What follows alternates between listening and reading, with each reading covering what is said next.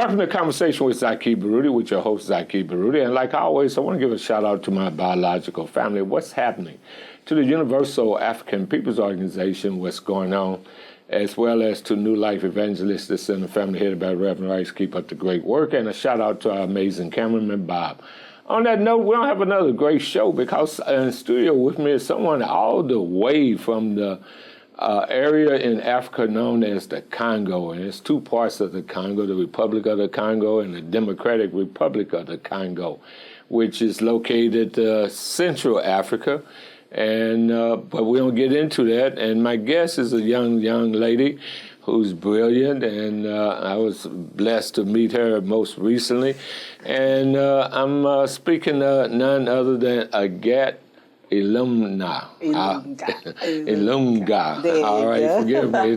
It take a minute to get it, but you get it. Don't all right. Well, first and foremost, welcome to Conversation with Zaki Baruti. Whenever I do all my shows, I'd like my audience to know a little bit about the background and the history of the person that I'm interviewing. So share with our listening audience, your background information, wherever you like to share. Well, hello everyone. Great to see you all. As he has mentioned, my name is Agathe IIunga, and I was born and raised in Congo, Kinshasa, so DRC. And I moved over here. The DRC, that's the Democratic Republic of the Congo. Exactly. And what city there? Kinshasa, so the capital city. Kinshasa. Oh, Kinshasa, yes, the capital. Okay, then, yeah. All right. Yeah, and then my family and I moved here in 2006, and we have been around the Illinois side for still now, I guess, for some time. And wait a minute, let me stop you. I'm sorry. You say your family moved here. What was the composition of your family that moved here? So my dad won the lottery per se. I don't know if that's how they describe it. It was like an opportunity for any Congolese or African really to get a 5-year visa, if I recall properly, and then to come to America, live for 5 years, and after that they have an opportunity to either become an American citizen or keep their native citizenship, and then just every 10 years they would have to renew their passport and stuff like that. So he won an internal lottery in the Congo, right, to be able to come here for a period of time, and then I guess you just decided to stay here. Okay, right. So it's your father and my mom and my siblings. There's 5 of us. So 5 of you. So in total, there's 7. Two parents and 5 kids. Yes. Okay then. And I'm sorry. Go ahead. Apparently, I'm being interrupted. No problem. That's fine. Please stop me anytime. But yeah, so we've been there for some time, and then I moved near St. Louis for my college to get my college degree. So I do have a bachelor's degree as a high school educator. For math, of course. And what school did you get that from? The SIU, so Southern Illinois. Southern University of Illinois, yes. Oh, we have a commonality because, as I had shared with you off air, right, that's where I graduated from. Yes, and your master's, your degree was in math? Math education, yes. Okay. Math education. Okay. Yeah, and then after that, I got an opportunity to teach at East St. Louis High School, the charter high school.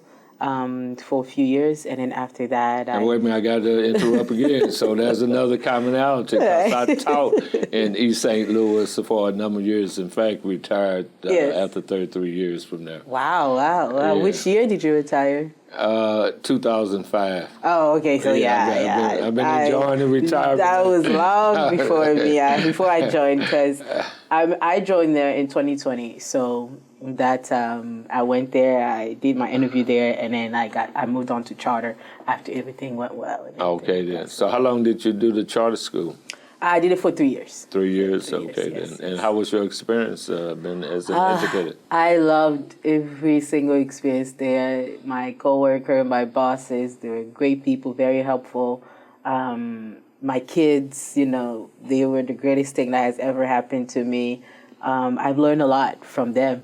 a whole lot. It was a very eye-opening experience. You know, I failed to ask you, what was the grade levels that you taught? I taught from freshmen to seniors. Oh, So okay. I have encountered all of them.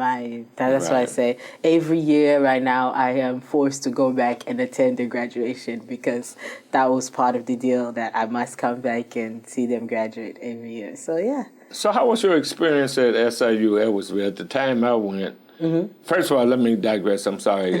Teaching was a great experience of interacting with young people and trying to raise their consciousness. I love teaching also. But in terms of your experience at SIU Edwardsville, since we shared that, because for me, I was part of the Black student movement, and at that time we were protesting. We seized the chancellor's office calling for Black studies, more Black faculty. Wow. How was your experience at SIU Edwardsville? Mine was good. It wasn't as well as yours, I would say, as effective, as meaningful, I would say, as yours. Because to me, I guess when you already opened the path for us, so there was enough Black study, I think so. And so I just focused more into my math classes and just made sure it all made sense. But overall, I had no complaints. It was, I think it was an experience for most students that have gone there. I met a whole lot of Africans, of course. That was an eye-opening for me because I did not know there was that many in college. And then at the same time, my classmates were great, we all have gone there where there was just 2-3 of us Black people in the classroom, and you kind of had to be like, I know you, I see you, you see me. That was our thing, but yeah. Okay, then. Now, you have created a movement that's called Afro Kulture. Afro Culture, and we're going to talk about that on the other side of the break. God loves a cheerful giver. Even though things are really tough right now, you can make a difference in the lives of so many. New Life has been doing this work for 50 years, and we have seen God's gracious goodness through people like you who have participated in this work. There are so many people who are suffering. More people are becoming homeless for the first time with the rising costs of inflation and food and housing and so many other commodities. We need help. You can make a difference today in the lives of so many by giving your tax-deductible gift to P.O. Box 473, St. Louis, Missouri. Or go to newlifeevangelisticcenter.org or call to get involved in this incredible work. Our subject today is the Honorable Marcus Messiah Garvey. He was born August 17, 1887 in the city of St. Ann Bay, Jamaica. In 1914, he founded the Universal Negro Improvement Association and African Community League, along with the Black Nurses Society, as well as his publication, The Negro World, which was shipped across the globe and was printed in different languages. He also founded the Black Star Line Shipping Company, which had over 3 major ships at that particular time.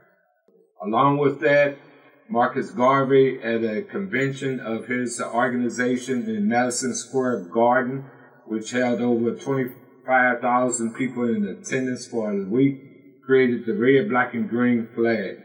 Marcus Garvey was falsely accused and convicted of mail fraud. He spent a few years in prison and was commuted and deported to Jamaica, where he eventually moved to England and died in June of 1940 from multiple strokes. Are you having a hard time right now? A lot of people are. That's why you need to pick up your Bible, read Proverbs chapter 3, verse 5 and 6. Trust in the Lord with all your heart, and do not lean on your own understanding. In all your ways acknowledge Him, and He will make straight your paths. You're serving an almighty God. Don't lean on that understanding. Don't let that fear consume you. Get into God's Word. Faith cometh by hearing, and hearing by the Word of God.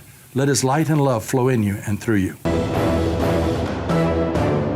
Welcome back to Conversation with Zaki Baruti. In studio with me is a very lovely, intelligent young lady, all the way from the Democratic Republic of the Congo, where she was born, and then have family transition here to the United States, and you're a citizen now, right? Oh, yes. Okay, then. So, as I made mention, you have an organization that's called Afro Culture. Yes, Afro Culture. What is Afro Culture? So Afro Culture really is a place where I envisioned that I wanted all African to come in together, but also connect with our long-lost brothers and sisters, the African Americans around the world. So, and also anybody who's really interested into the African culture, because there's a lot to learn there. There's a lot that people miss or are not fully aware of that I think it's necessary for us to share, so then we can connect and actually live in a meaningful world, in the sense of we all can understand each other versus us being like, what's happening, or instead of creating some kind of what's the word I'm looking for? Networking format. Right, networking, understanding each other, just work well in sync instead of us being separated, segregated one way or another. And so your target audience or membership was people from the continent, because a lot of black people in this country also call themselves African. Right. Okay, but my targeted audiences was anybody who appreciates the African culture. Okay. So to me, it wasn't necessarily just the Africans. It was anyone who appreciates the culture, because I wanted everybody, the minute someone stepped in the foot within the organization, they feel welcomed, they feel appreciated, they feel seen and heard one way or another. So that's why we're always open up for suggestion. We're always open up to make sure that everybody's having good time, enjoying themselves, and their any advices, concerns they have has been heard. So yeah. So in terms of Afro culture, what type of activities do you do? Besides gathering, we do really anything we can possibly take our hands on, put our hands on, one could say. I mostly focus on the education aspect of it, given that I am an educator. So sometimes I would offer the kids to just come in and learn some math from me, just free tutoring and stuff like that, just to make sure our people, anybody who is willing to advance and improve in this life gets that opportunity. And with the knowledge that I have as a mathematician, I say, why not, do it for free? And if we can advance somebody, if we can change someone's life, I would prefer that versus, taking that away from others. Okay, and in terms of, you also shared that you have gatherings. How often, where you bring together different... So we try to do it once or twice a month, just to be able to make sure we get the invitation across as much to reach as many people as possible. So that gives us time to do so. I guess the more often we do it, I feel like it kind of limits the amount of people we can reach. So that's why maximum we do twice a month for now, at least. Okay, and I was blessed to come upon one of your gatherings, and at a place where I've had a guest on, the owner of a place called Palomino Lounge. Yes. And I saw a lot of folks from a lot of different countries was there. Yes. Which, name a few of the countries that would normally be represented at your gathering. My gathering, there's so many, from Congo, from Nigeria, from Ghana, from Kenya, of course, and then from Cameroon, from Angola, I know from Mali, from Senegal, from Chad, South Sudan, Ethiopia, I guess Togo, Ivory Coast, the list goes, Liberia, and so on, and so the list goes on, because there's always so many. Now let me ask you this question, Carl. Says you were talking sometime, we've had flashes of the continent of Africa. Yeah. Our organization encouraged people to, at least especially Africans and black people here in this country, to know the names of at least 35 countries on the continent of Africa, and ideally know their locations. Why is it important that folks should know, especially people of color, should know about the continent of Africa? Well, because, those are, I would say, those are their ancestors, really. And it's really important to know, because you kind of have to know where you came from and find the history behind it and how we got to where we are today, and how from that history how we can improve to do better so we won't make the mistakes that happened in the past. So it's very important. I think it's one of the important things that all of us, people of colors, anybody who is interested into the Afro culture or African culture, can participate. It's very important. Absolutely. Now, within that context of you having your family migrated here, have you been going back and forth to the continent?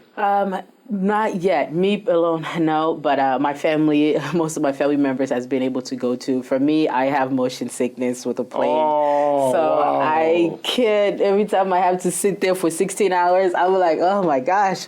But my brother, my mom and dad has been able to go back and forth, and they sent me countless videos. It's great. It's beautiful. It's kind of interesting to see the things that I remember years ago. They're all changing, they're evolving, sometimes for the best, sometimes for the worst. But it teaches me a lot. It makes me, want to do better, even though I'm not there or I have not gotten a chance to go back there. But from wherever I am, I make sure to do something that is effective to help out eventually. Well, I had to put that as a little ad for our organization and helping the continent, and I do it on the other side of the break. Do you have any idea how many people are having to sleep outside? Yes, viewers of the Zaki Baruti Show, you are being called into action at this time. Your help is urgently needed here at the New Life Evangelistic Center. Our teams are going out every day, and we need your prayers. We need your gifts here, because we receive no city, state, or federal dollars. How many times I have to personally run to the store in order to just buy meat and bread? People could be making sandwiches and bringing them to the doors here at 2428 Woodson Road in Overland, Missouri. They could be buying cases of water and bringing them here so we can get these out to the homeless people. 2428 Woodson Road in Overland, Missouri. They could write out those checks and send them in, because we have to buy this. They're depending upon us. And not only that, they get bus tickets, hundreds and even thousands of bus tickets distributed to so many people who need transportation assistance. We can't do it without each and every one of you. It's New Life Evangelistic Center, P.O. Box 473, St. Louis, Missouri. That's 63166. You can give online at nlecstl.org. Your prayers are urgently needed at this time.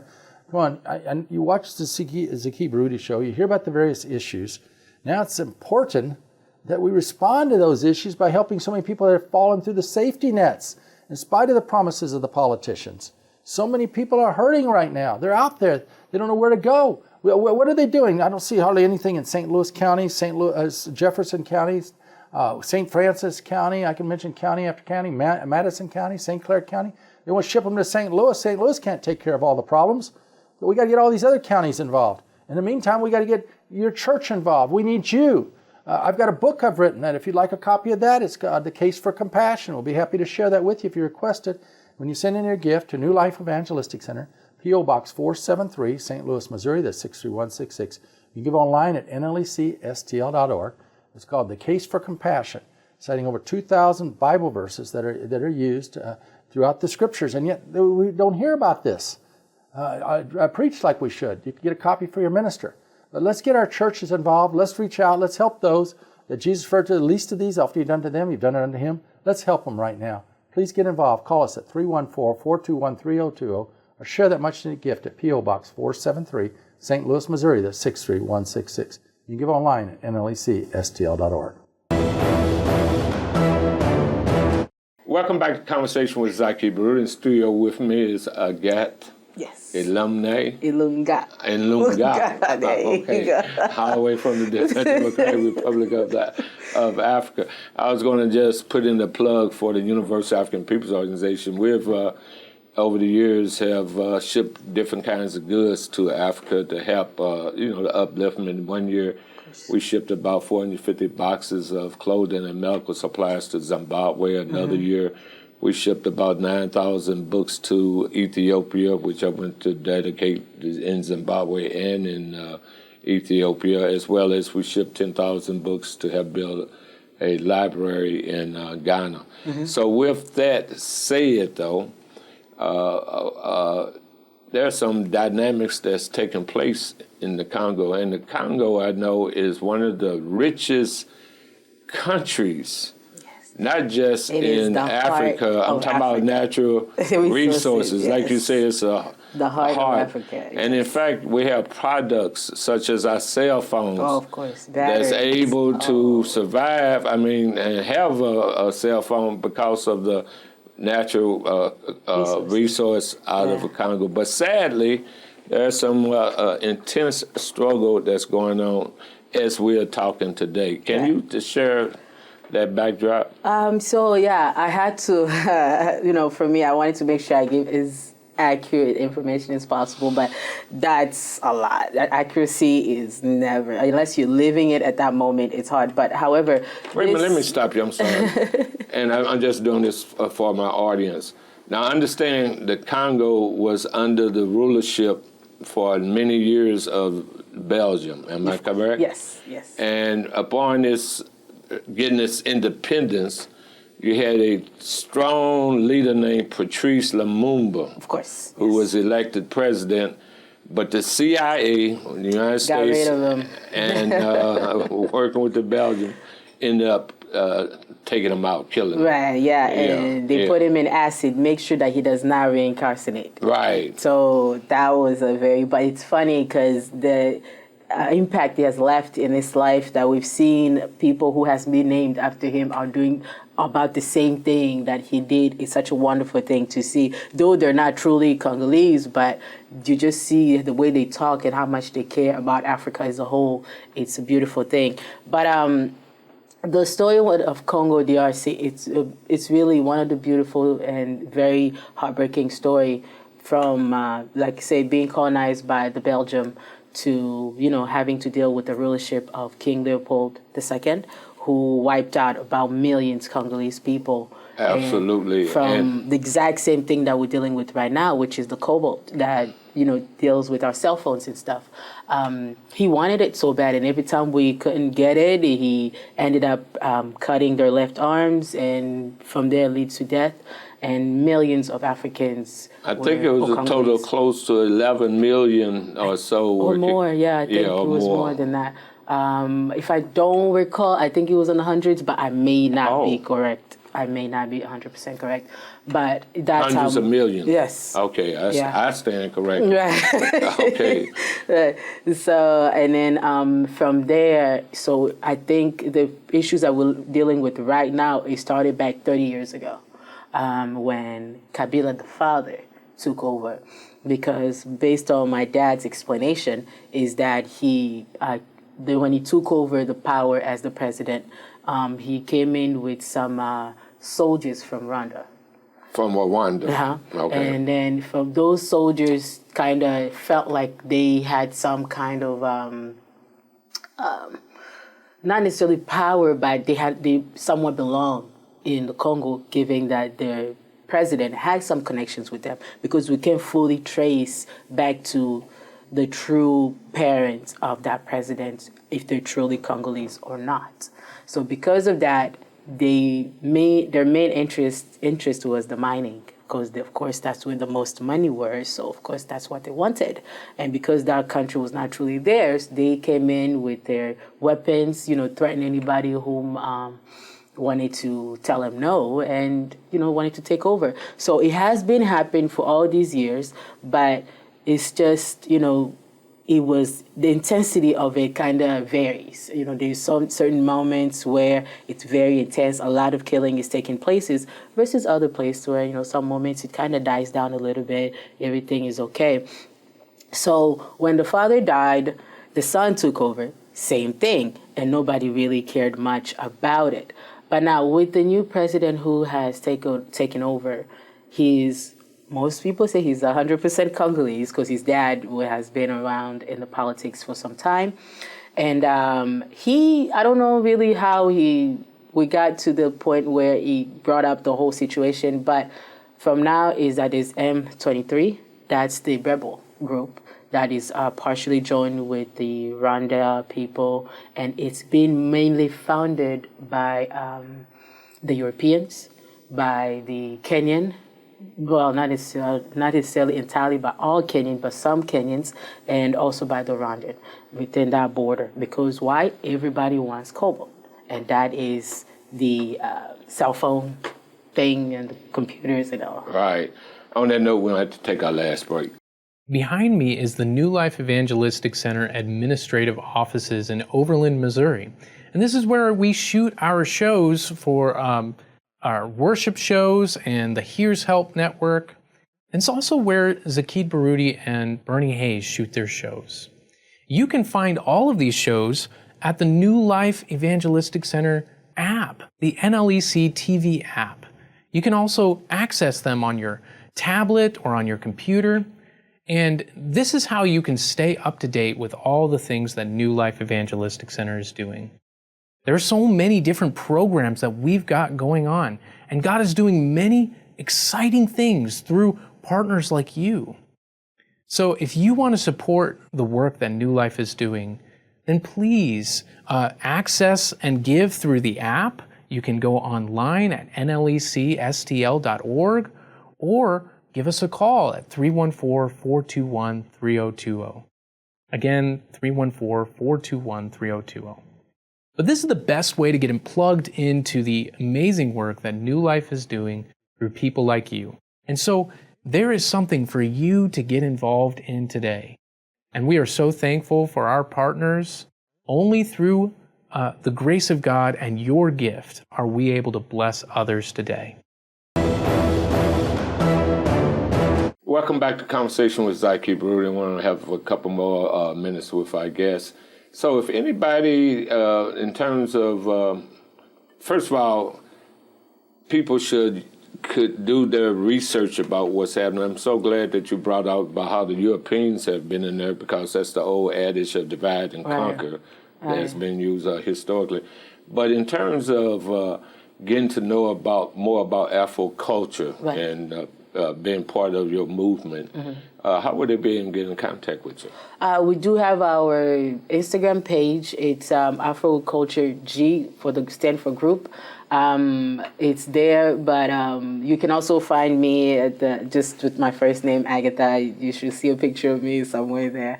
But I will leave my contact for everybody to get in contact with that. So we're mainly, so far we're just on Instagram. We are working on our Facebook page as well as other ways for people to contact us. So, yeah. Okay then, and you do. When I was able to be blessed to meet you, you were having a program that was called Afro Beats, right? Right. Yeah.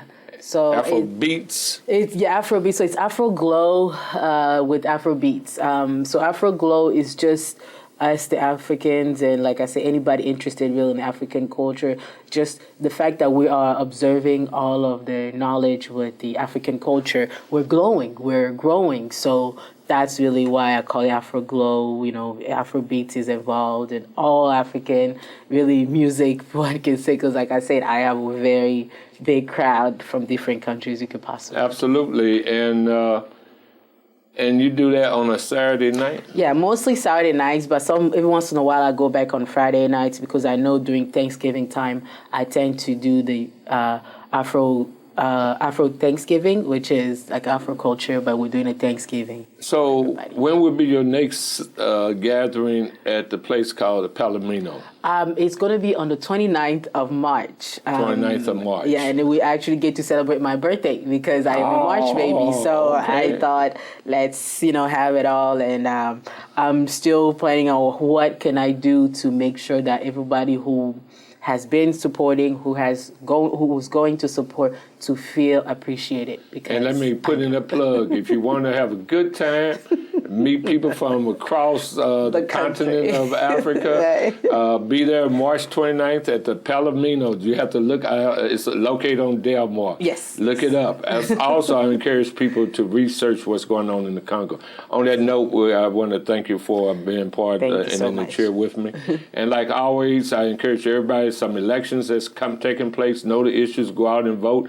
Join an organization that speaks truth to power. We say join the Universal African People's Organization. And you can look us up, Google us, and you'll see what we're all about. On that note, God bless everybody.